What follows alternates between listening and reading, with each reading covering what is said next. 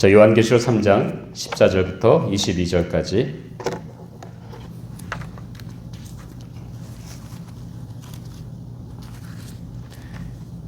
제가 준 신약성경 402페이지입니다. 요한계시록 3장 14절부터 마지막 절 22절까지.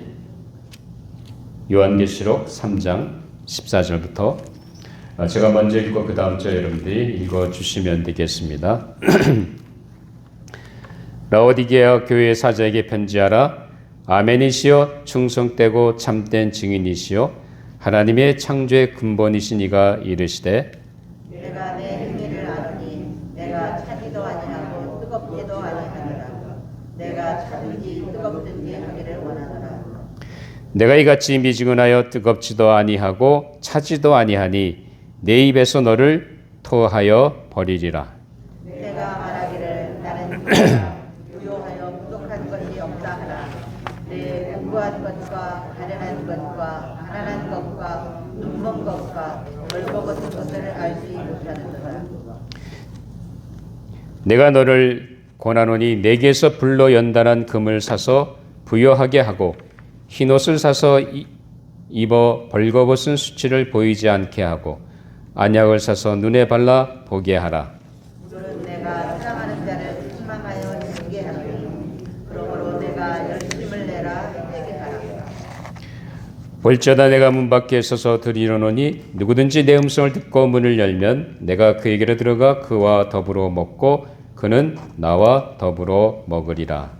이기는 그에게는 내가 내 보좌에 함께 앉게 하여 주기를 내가 이기고 아버지 보좌에 함께 앉은 것과 같이 하리라.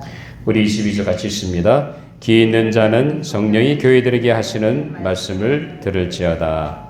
아멘. 하나님의 말씀이었습니다. 우리 잠깐 기도하고 말씀을 나누도록 하겠습니다.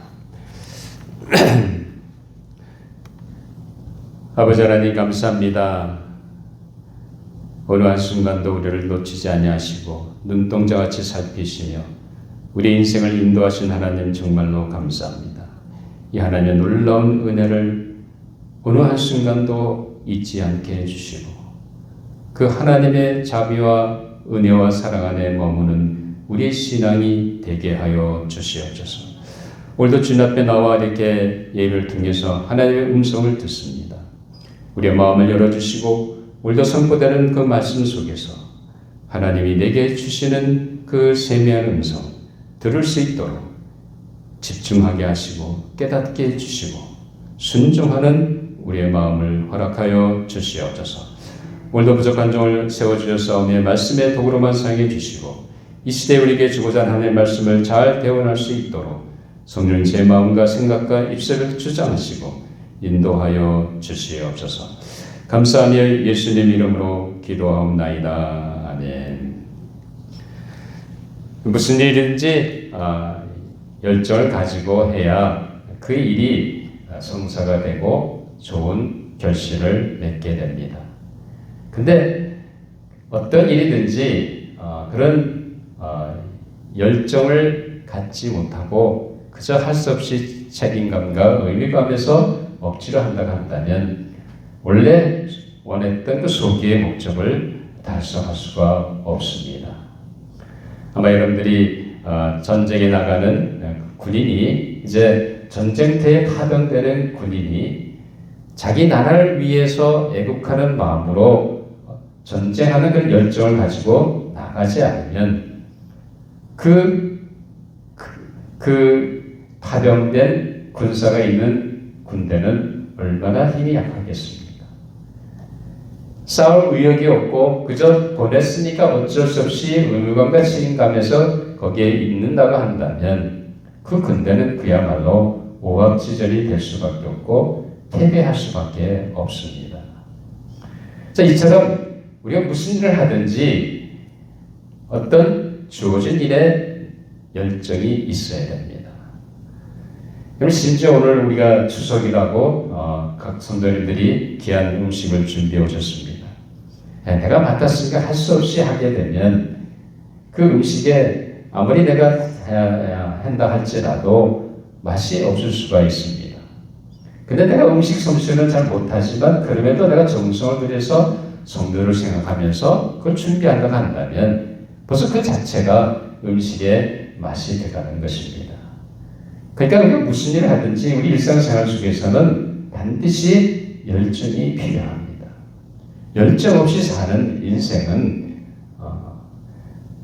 결국 성공할 수가 없습니다. 자, 우리가 예수 그리스도를 믿고 따라가는 신앙생활도 마찬가지입니다. 이런 신앙생활은 단순히 우리가 주일날 주님 앞에 나와서 예배드리고 그리고 교제 나누고 그걸 끝나는 것이 신앙생활이 아닙니다.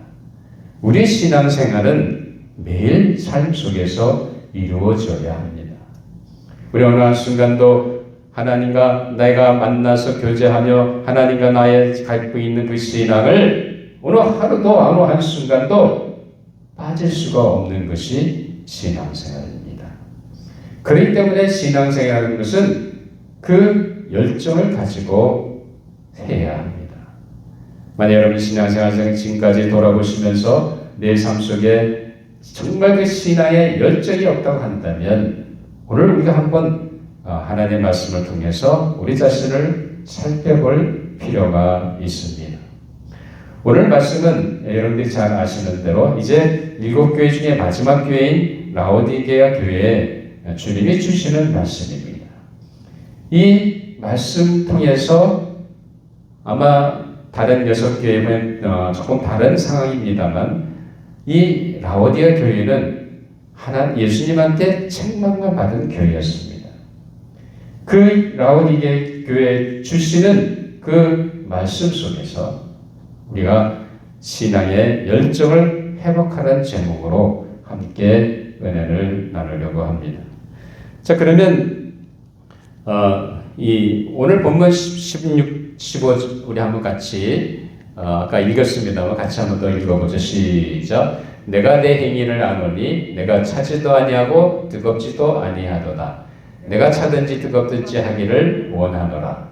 내가 이같이 미지근하여 뜨겁지도 아니하고 차지도 아니하니 내 입에서 너를 토하여 버리리라.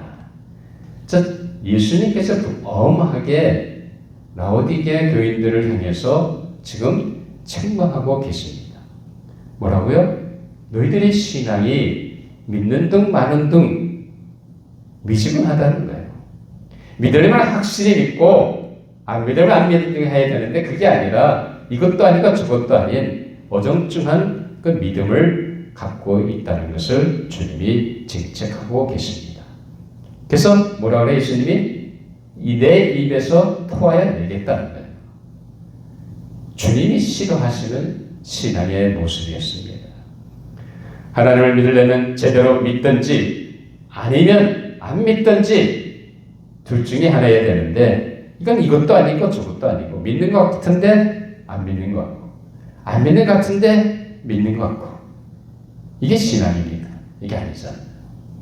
오늘 우리 이 말씀을 통해서 우리가 라오디게아 교회의 성도의 모습을 생각하면서 우리 자신을 살펴보기를 바랍니다.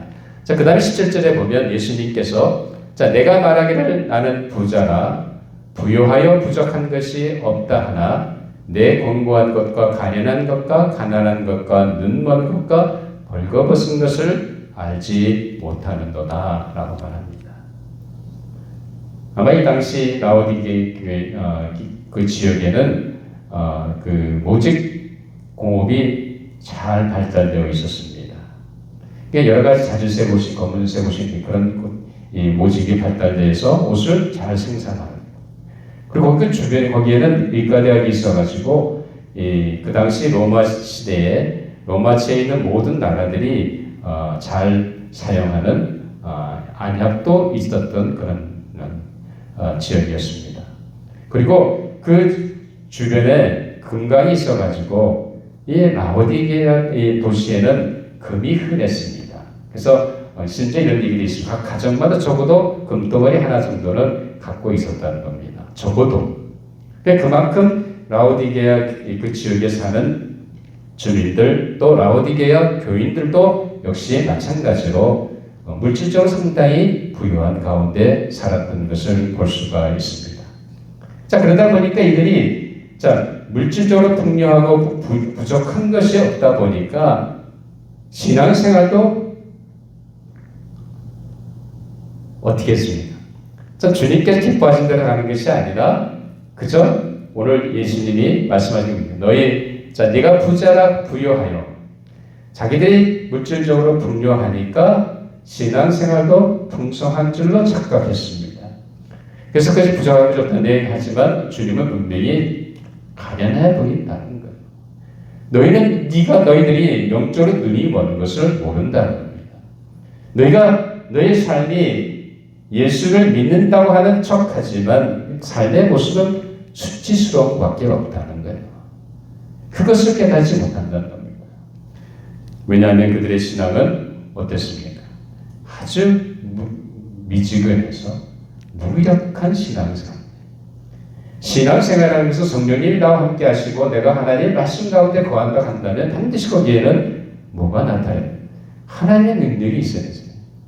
경건의 모양이 중요한 게 아니잖아요. 경건의 모양이 다 나타낼 수 있습니다. 성경책을 들고 다닌다든지 인터넷을 통해서 좋은 설교를 듣는다든지 아니면 주일날 교회 열심히 나온다든지 분명히 행동이나 모습은 교회를 열심히 나가는 것 같습니다. 근데 문제는 뭐예요? 거기에 경건의 능력이 없다는 겁니다. 왜냐하면 외형적으로 형식적인 것, 삶으로만 치우쳤기 때문에 그 신앙 속에 하나님의 역사라든지 성령님의 능력이라든지 이런 것이 드러나지 않는다는 겁니다. 라오디게아 성도들은 분명히 물질적으로 풍요했는데 자기들 신앙생활도 풍성한 줄로 착각했다는 겁니다. 그러나 주님 보시는 것은 그들의 신앙은 정말 미지근해서 무기력한 성도요 교회였다고 주님은 책망하고 계십니다. 자, 그럼 이는 라오디게아 교회를 향해서 예수님께서 분명히 무슨 얘기하는 19절에 보니까 한번 같이 읽어볼까? 19절 시작. 무릇 내가 사랑하는 자를 책망하여 징계하나니 그러므로 내가 열심을 내라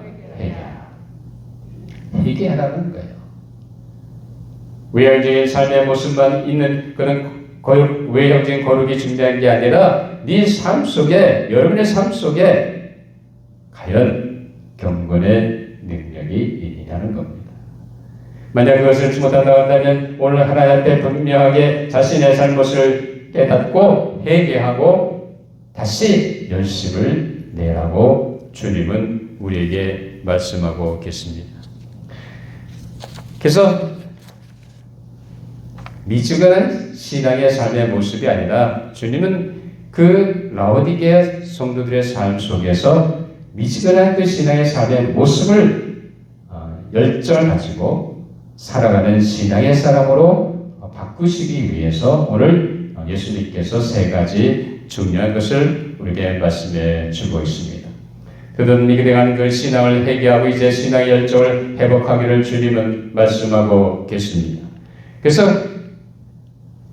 주님께서 내리신 처방이 뭐냐면 우리 한번 요한계시록 3장 18절 한번 같이 합동하죠. 시작. 내가 너를 구원하노니 내게서 불로 연단한 금을 사서 부유하게 하고 흰옷을 사서 입어 벌거벗은 수치를 보이지 않게 하고 안약을 사서 은혜에 발라 보게 하라. 주님이 무슨 얘기를 하십니까? 자, 제일 첫 번째 불로 연단한 금을 사서 부유하게 하라는 거예요. 너희들이 분명히 영적으로 부유한 것 같이 생각하지만 그렇지 않다는 겁니다. 영적으로 가난하다는 거예요. 그러니까 예수님께서 말씀하신 것은 뭐냐면 이 말씀 속에서 우리가 어떻게 우리 신앙의 열정을 회복할 수 있는지 세 가지 중요한 것을 볼 수 있게 됩니다. 그래서 첫 번째는 불로 단련한 전문 같은 믿음으로 살아야 합니다. 여러 개 적당한 믿음 가지고 살아가는 것이 아니라 어떤 믿음이요? 불로 단련한 전문 같은 믿음의 소유자가 되어야 됩니다. 그저 믿는다고 해서 믿는 것이 아니잖아요. 여러분이 예수를 믿는다고 해서 다 말로 믿는다고 해서 그것이 믿음이 아니지 않습니까? 분명하게 주님은 라오디게아 성도를 향해서 불로 연단한 금을 사라는 거예요. 그래서 어떻게 하라고요? 믿음으로 산다는 겁니다. 그래서 적당하게 교회만 나오는 형식만 있고 그 속에 경건의 능력이 없는 그런 믿음의 삶을 이제는 떨쳐버리고 정금 같은 신앙의 믿음을 갖고 살라고 주님은 말씀하고 계십니다. 여러분, 사실 연단이라고 하는 것은, 불의 연단이라는 것은 뭡니까? 이것은 다시 말하면 이 신앙생활 하다 보면 시련이 오고 환난이 오고 그리고 핍박이 옵니다. 뭐 때문에요? 예수 믿는 신앙 때문에. 예수 믿는 그 신앙을 지키다 보면 주변에서 핍박이 오고 어려움이 올 수가 있습니다. 자, 그런 가운데도 온 한수 끝까지 믿음의 인내를 가지고 예수 그리스도에 대한 믿음을 놓치지 않고 믿음으로 견뎌나가는 그 믿음을 바로 얘기합니다. 여러분, 금에는 많은 금들이 있지 않습니까? 14K도 있고 뭐 몇 K도 있고, 근데 무슨 금이 더 좋습니까? 순금 좋잖아요. 100%. 자, 이런 정금 같은 믿음이라는 다른 것이 아니라 환난 속에서도 그 신앙을 굽히지 않고 끝까지 믿음의 정조를 지키고 믿음의 인내를 가지고 나아가 승리하는 그런 믿음을 얘기합니다. 오늘 주님은 우리에게 그런 도전을 하고 계십니다. 과연 내가 믿는다고 하고 있지만 과연 내 믿음은 정금 같은 그런 믿음의 삶을 살고 있습니까? 아니면 라오디게아 성도들처럼 이리 흘려가고 저리 흘려가고 저리 떠내려가고 이리 떠내려가는 그저 떠들미지근한 그런 신앙의 삶을 살고 있습니다. 자, 그렇기 때문에 히브리 기자는 히브리 12장 2절에 보면, 자, 우리 먼저 아까 본 겁니다만, 자, 내가 너를 권하노니 내게서 불로 연단한 금을 사서 부유하게 하고 라고 얘기하죠. 주님이 제일 먼저 라오디게아 교인들을 향해서 하시는 말씀이 다른 것이 아니라, 자, 뭐라고요? 누구에 의해서? 예수님에 의해서. 그 당시 그 주변에 금이 많이 있었는데 집에 있는 금을 사라는 것이 아니라 예수님이 말씀하신 건 뭡니까? 불로 연단해서 어떤 환난과 시험 속에도 결단코 신앙의 절개를 지키면서 끝까지 믿음이 늘어나 지켜나온 그 믿음을 주님은 얘기하고 계십니다. 그 믿음을 어디서 하라고요? 주님에게서 하라는 거예요. 아마 여러분들이 믿음을 하면 이런 생각할 수 있습니다. 뭐 그냥 예수 믿으면 되는 거지. 근데 그게 그렇게 믿는다고 하는 것이 단순하지가 않습니다. 왜냐하면 우리 일상생활 속에서 많은 일들이 닥쳐오게 됩니다. 우리 때로는 세상과 타협할 수 있습니다. 때로는 내 믿음을 저버리고 세상을 따라갈 수도 있습니다. 아니면 어떤 때는 적극적으로 대항해서 내 믿음을 지킬 수도 있습니다. 그런데 오늘 주님은 분명하게 뭘 얘기하십니까? 자, 히브리 기자가 12장 12절에서 히브리서 12장 12절에 보면 같이 한번 읽어보죠. 시작. 믿음의 주여 또 온전케 하신 이 예수를 바라보자. 그는 그 앞에 있는 기쁨을 위하여 십자가를 참으사 부끄러움을 개의치 아니하시더니 하나님 보좌 우편에 앉으셨느니라. 주님은 우리 죄를 대신하시기 위해서 십자가를 지는 그 순간까지 어느 한순간도 그 자신이 받으실 십자가를 부끄러워하지 않으셨습니다. 그렇게 수모와 그리고 핍박과 그리고 조롱 앞에서도 주님은 결단코 그 십자가를 놓지 않으셨습니다. 만군의 왕 되시고 만주의 주가 되신 하나님, 하늘의 보좌를 버리시고 피조물이 되신 그 주님이 그 인간들의 그런 앞에서도 주님은 조금도 요동하지 않으시고 묵묵히 그 십자가를 견디셨다는 사실입니다. 왜 그랬습니까? 그 길만이 주님께서 나를 위해 십자가에 대신 죽으시는 그 길만이 내 죄값을 대신하시는 유일한 길이었기 때문에 주님은 그것을 묵묵히 지고 가신 것입니다. 부끄러움을 조금도 개의치 아니하셨습니까? 수모, 멸시, 천대, 핍박 그 어느 것도 주님은 부끄러워하지 않으셨습니다. 그리고 나를 위해서 그 십자가에 죽는 그 순간까지 주님은 그 십자가를 나갔다는 사실입니다. 명불로 연단의 정금 같은 믿음은 다른 것이 아닙니다. 우리의 인생을 살다 보면 우리는 많은 일들을 경험하게 됩니다. 그래서 때로는 힘든 일이 있을 수도 있습니다. 바로 주님이 나를 위해 십자가 지신 그 십자가를 바라보면서 어떤 환경이나 어려움 속에서도 전혀 굴하지 않고 예수의 그된 믿음을 지켜나가는 것이, 이것이 불로 연단에서 정금같이 나온 믿음의 삶인 줄 압니다. 그렇기 때문에 우리의 인생을 살다 보면 내 신앙생활을 방해하는 많은 믿음의 장애물들이 있습니다. 여러분, 그 믿음의 장애물이 있을 때마다 어떻게 행동하십니까? 타협하십니까? 아니면 굴복하십니까? 자, 분명히 주일날 교회 와야 되는데 다른 게 뭐가 생겼어요? 그럼 여러분 어떻게 하십니까? 주일 앞에 나와 예배 드리는 것이 우선입니까? 아니면 다른 일을 하는 것이 우선입니까? 중요한 것은 뭐예요? 우리가 신앙생활 하다 보면 내가 믿음 생활하려고 하는 일에 자꾸 방해가 되는 요소들이 생긴다는 겁니다. 그런 장애 요소가 있을 때마다 우리는 그 장애를 극복하고 믿음으로 나아가야 합니다. 그것이 정금 같은 믿음의 소리라는 거죠. 아마 여러분들이 구약 다니엘서에 나오는 다니엘의 세 친구 사드락, 메삭, 아벳느고의 이야기를 잘 압니다. 그렇죠?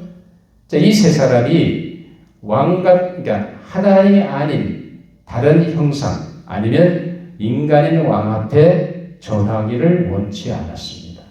그래서 어떻게 했어요? 분명히 그들이 절하지 않게 되면 뜨거운 불문불에 던져져서 죽임을 당할지 모르는 그런 엄한 경고 앞에 그들은 어떻게 했습니까? 우리는 그럴지라도, 비록 하나님께는 우리를 그리 아니하실지라도, 우리를 그 불더미에서 불가임에서 건져주시 아니하실지라도 우리는 왕 앞에, 왕의 형상 앞에 절하지 않겠다고 그들의 믿음을 지킨 것을 보게 됩니다. 여러분, 정금 같은 믿음, 그것은 단순히 이런 사드락, 메삭, 아벳느고의 그런 죽음의 이유 앞에서 결단하고 믿음을 지키는 그것만이 아니죠. 여러 일상생활 속에서 내 신앙생활에 방해가 되고 장애가 되는 그런 장애가 왔을 때마다 그 장애를 어떻게 하냐는 겁니다. 내 신앙생활을 하기 어렵게 만드는 그때마다 우리는 분명하게 믿음의 결단을 가지고 예수 그리스도를 믿는 그 믿음을 지키고 나가야 한다는 사실입니다. 여러분, 지금 가스가스 조금씩 내려가고 있습니다만 삶이 쉽지가 않지 않습니까? 인플레가 곧 생각하고 그리고 점점점 우리 삶 속에서 생활하는 그 부분들이 그렇게 쉽지가 않습니다.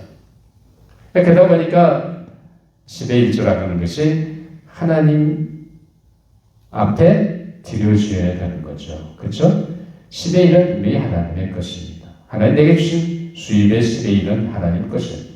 그러면 하나님의 것을 하나님에 드리려고 해야 되는데 왜 인간적으로 생각하다 보면 그걸 드리게 되면 10의 9 가지고 어떻게 생활하지? 그런 생각이 들잖아요. 그러니까 차마 못하는 거예요. 그러니까 여러분들이 하나님 앞에서 내 믿음의 모습대로 그런 것을 해야 되겠지만 중요한 것은 뭐냐면 내가 예수를 믿고 올바르게 믿음 생활을 하려고 하면 할수록 우리에게는 많은 장애물이 다가옵니다. 자, 분명히 내가 성경을 얼마큼 읽고 기도를 어떻게 하겠다고 작정하고 이제 시작했는데 자꾸 다른 일이 생기는 거예요. 자, 아침에 기도하는 시간에 또 자꾸 다른 일이 생기는 거예요. 그래서 자꾸 기도를 지나가 버립니다. 분명히 이번 주에 내가 이만큼 성경 말씀을 읽고 살아야 되는데 그럼 지나가 버려요. 여러분, 그럴 때마다 어떻게 하십니까? 지나갔으니 그걸 끝나는 겁니까? 아니죠. 여러분이 정말 그런 삶의 세세한 부분 속에서 내 삶 속에 침투해오는 그 마귀의 장난에 우리는 넘어가서는 안 됩니다. 그 순간 지게 되면 우리는 사탄의 답이 되는 거예요.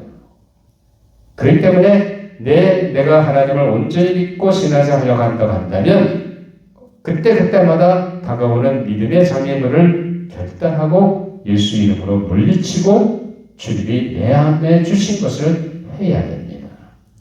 그래야 우리 신앙이 무슨 신앙이에요? 정금 같은 신앙이 되는 거예요. 뭐 할 거 다 하고 하나님 앞에 드려줄 것은 만약 나중에 한다고 한다면 그건 정금 같은 신앙이 아닙니다. 오늘 주님은 분명히 우리에게 도전하고 계십니다. 많은 사람들이 주일을 안식하며 쉬는 날로 지내고 있습니다. 근데 우리는 주님 앞에 나와서 예배 드리잖아요. 이것도 여러분들이 하나님의 결단하며 나오는 거예요. 세상 사람들은 자기 취미생활, 자기 여유생활을 마음껏 즐기는 날이 오늘 아닙니까? 그럼 우리는 이 날을 성결해서 주님 앞에 나옵니다. 이게 뭐예요? 이게 믿음의 결단이라는 거예요. 적어도 우리 조지아성목의 모든 성도 여러분들은 수시로 우리 삶 속에서 우리의 믿음에 넘어뜨리게 하는 믿음의 장애물이 올 때마다 믿음으로 결단하고 예수를 위한 그 신앙을 결코 놓치지 않으셔서 신앙의 열정을 회복하시는 모든 조지아성목의 성도 여러분들이 되시기를 주님의 이름으로 축원합니다. 자, 두 번째 중요한 것은 자, 예수 그리스도의 보혈의 공로로 제사받은 확신을 가져야 합니다. 자, 라오디게 교회를 향해서 예수님께서 무슨 얘기를 합니까? 여기 보면 자, 흰옷을 사서 입어 벌거벗은 수치를 보이지 않게 하라고 주님은 말씀하십니다. 사실 그 지역에는 많은 직물 모직이 잘 발달되어 있으니까 옷이 얼마든지 있잖아요. 그런 시중에서 파는 옷을 예수님이 얘기하시는 것이 아닙니다. 뭐예요? 흰 옷을 사서 벌거벗은 수치를 면하는 겁니다. 왜 예수님이 흰 옷을 사서 입으라고 말씀하십니까? 그래서 성경에 보면 분명히 흰 옷이라는 것은 예수를 믿고 예수 그리스도의 보혈의 공로로 말미암아 제사함 받고 하나님의 백성이 된 사람들의 삶의 모습을 그리고 있습니다. 자, 요한계시록 7장 14절에 보면 이런 말씀이 있죠. 내가 말하기를 내 주여 당신이 아시나이다 하니 그가 나에게 이르되 이는 큰 환난에서 나오는 자들인데 어린 양의 피에 그 옷을 씻어 희게 하였느니라. 하늘의 보좌에 하나님의 보좌 어린 양의 보좌 앞에 있습니다. 거기에 서 있는 많은 무리들이 있는데 흰 옷을 입은 무리들이 있는데 그들이 하나님과 어린 양의 찬양을 올려드리는데 그들이 누구인지 몰라가지고 요한이 물어봤더니 바로 어린 양의 피에 그 옷을 씻어 희게 한 성도들이라는 사실입니다. 하나님을 믿고 예수 그리스도로 말미암아 죄사함 받은 하나님의 백성들의 그 상징을 가리켜서 상징적으로 흰옷을 입은 무리로 표현하고 있습니다. 자, 그렇다고 한다면 예수님께서 흰옷을 사서 입어서 너의 부끄러운 수치를 가리라고 하는 말이 무슨 말입니까?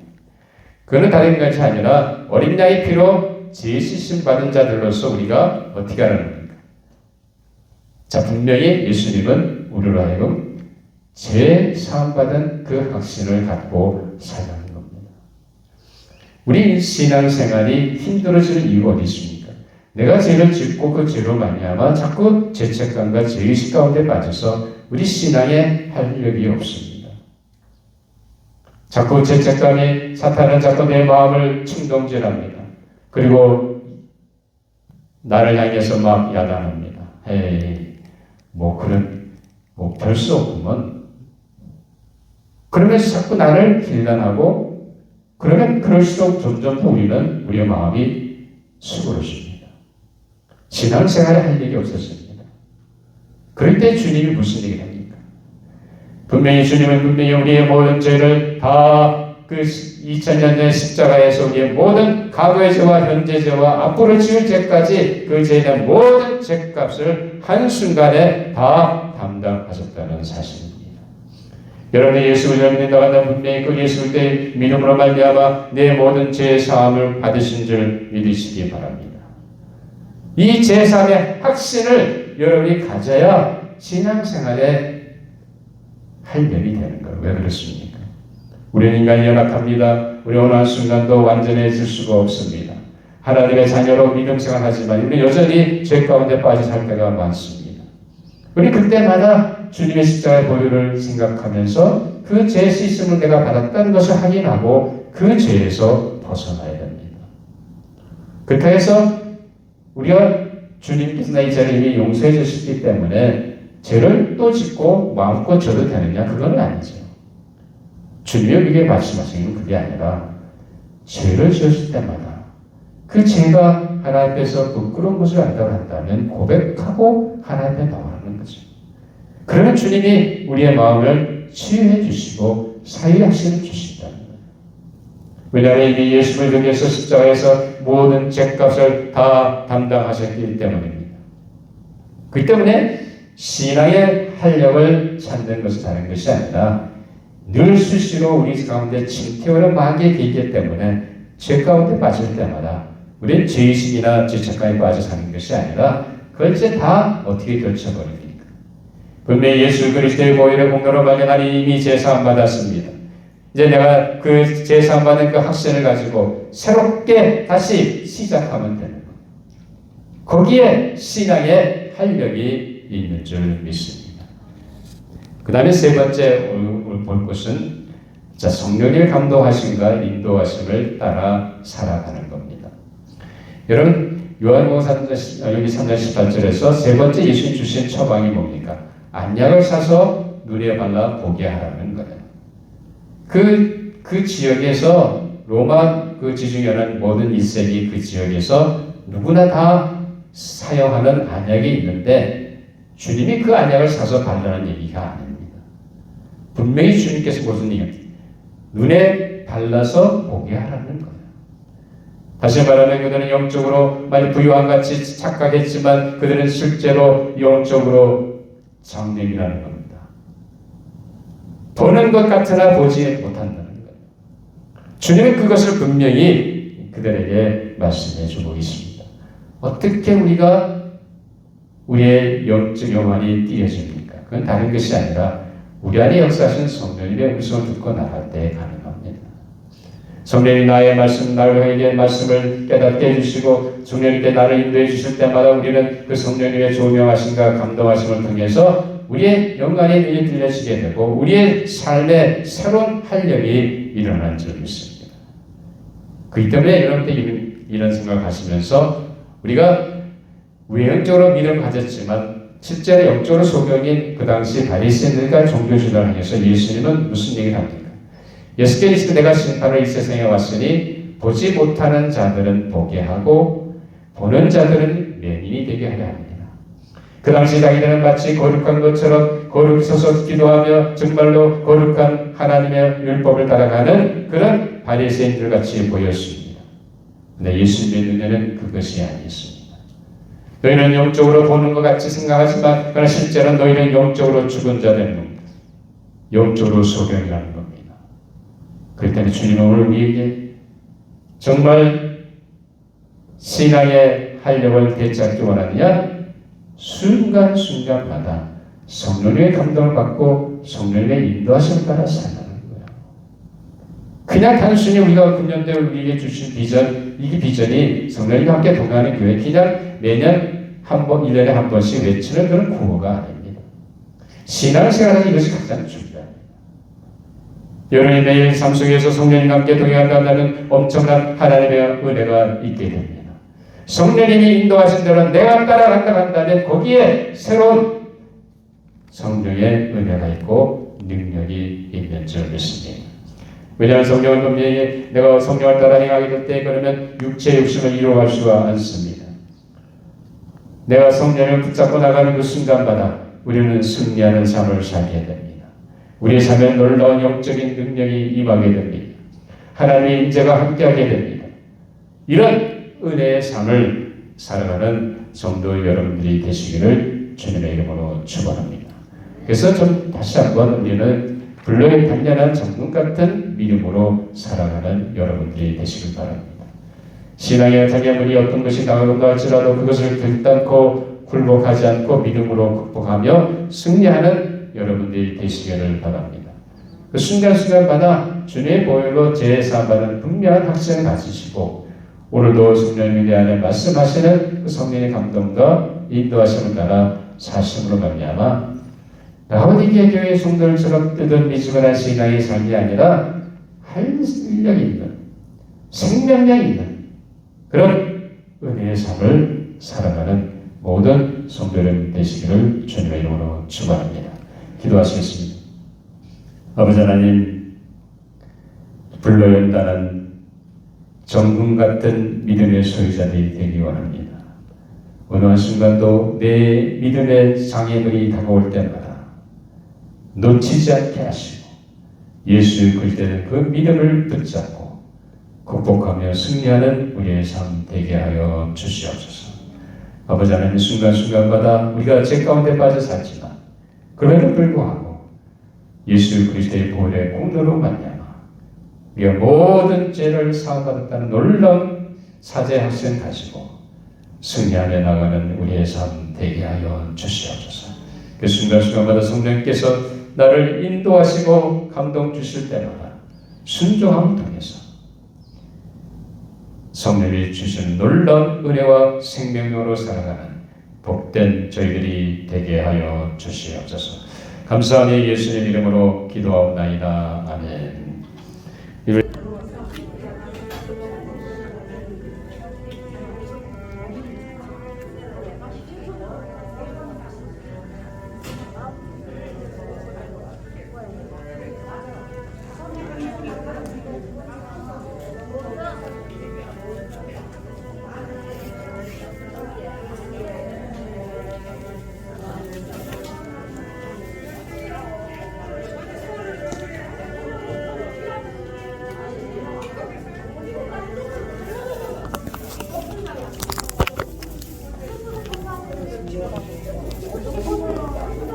오늘 약간